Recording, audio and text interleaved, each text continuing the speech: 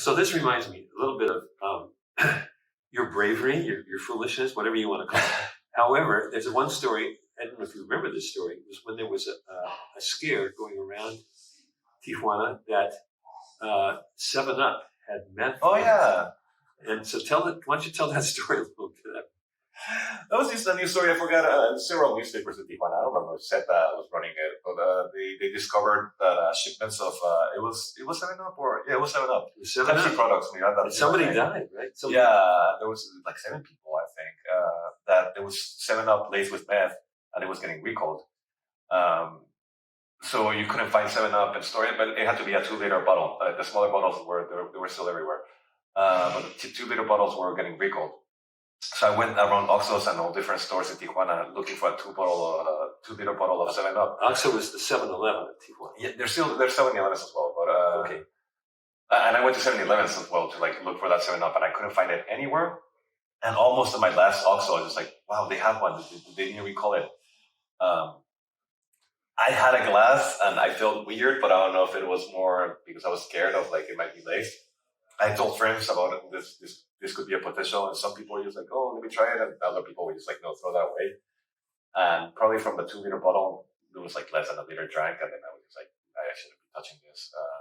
I'll tell you what happened though. On this side of the border is a woman who's involved in politics in San Diego she either called me or emailed me and said, you can't let your writer do this, because she was a big fan of yours, and she said, I can't believe you let him do that. She was really angry with me because it's just, you were drinking this meth-laced 7-Up. Yeah, I got scared. I felt queasy, but nothing happened that I could tell you that I was like, oh yeah, that definitely happened. Meth, but it was definitely like, oh, I gotta figure it out if it's true or not, because there's so many news stories that they just kind of sound made up. Like, why would they lace 7-Up with meth? Like, who would do it? Why would they do it? Yeah. Who would do it? Yeah.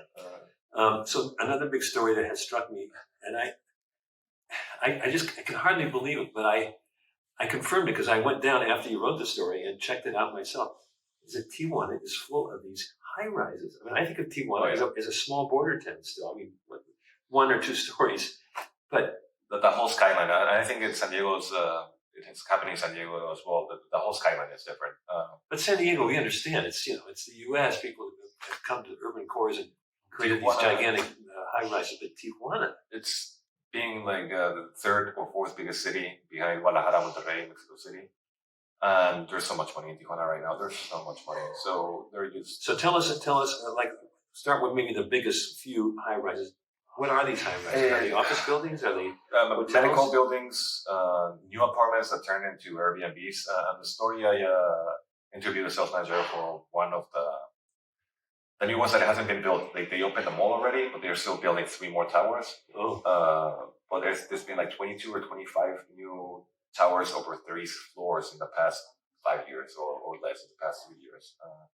Adamant Tower, I know my tourists, because I do tours in Tijuana, I know they've stayed there as an Airbnb. And in that tower, there was the crazy American that jumped off the balcony. I don't know that. Oh, it's a crazy story. I didn't write it because it was everywhere. I tend to write more. If someone already covered the story, I tend to not write it again. But that story was everywhere, and there was videos of him just falling from the...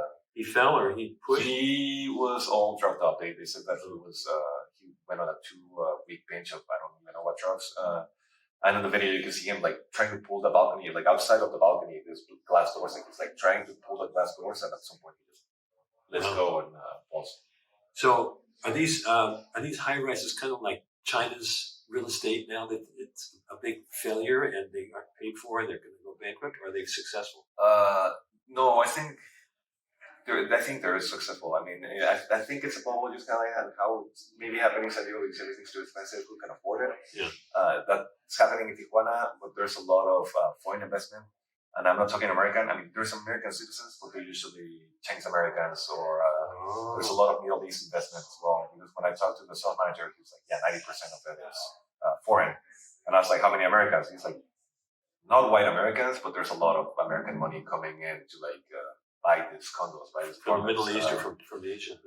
Yeah, and even Europeans as well. But I think everything seems to be for like upper middle class or for Americans making money. It feels like Tijuana thinks that because San Diego's expensive, then we can be expensive. A lot of people from San Diego, because you can't live here, move to Tijuana, which has been Tijuana's history for the longest time. But it pushed even more people working from home, or people that want to cross the border every day. It's not worth it anymore because the border can be. December had like 5-hour lines. Really? 5-hour lines? Wow. January calmed down. You're talking about pedestrian lines or car Both. lines? Oh, wow. Both.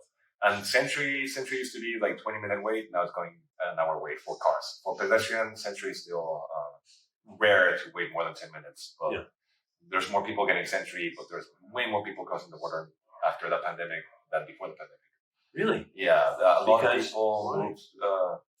They couldn't afford San Diego and they were working from home. Maybe like, the stimulus check did a little bit. But, so they moved to TJ. Yeah. And they can work remotely, but they still have to cross. Because work from home for a while was great, but now there's more people crossing. But Playas in Tijuana, there's so many Americans moving there. And if you go to New City or like the nicer buildings that like locals can't afford, like this is easy. My neighbors are American.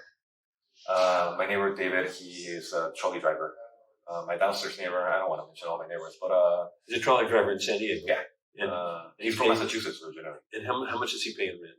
Well, I don't. We don't know. I don't know his rent.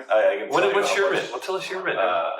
It's $450. $450. Okay, but that's good rent because you've been there for a long time. Yeah, I've been in there for. If as soon as I move out, they might bring it out to like double. And that's a 1-bedroom, 2-bedroom, 2-bedroom. Near the border, and near the nice part of town, across the street. And they have security cameras. It's a double gate and then a glass door. People still have managed to break in and like steal things from my neighbors.